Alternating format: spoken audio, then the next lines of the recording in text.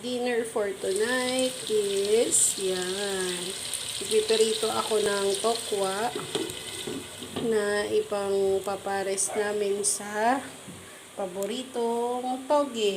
Yan, paboritong toge ni housemate. So, alam niyo na kung anong luto gagawin dyan. Gigisado lang natin yan.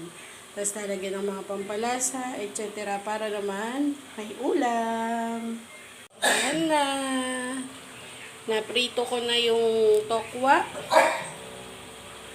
Naigisan na yung toge. Nalagyan ko na rin ng toyo and oyster, asin, paminta. Papakuluin na lang natin ng konti yan at iluluto pa ng konti yung toge. And we're done!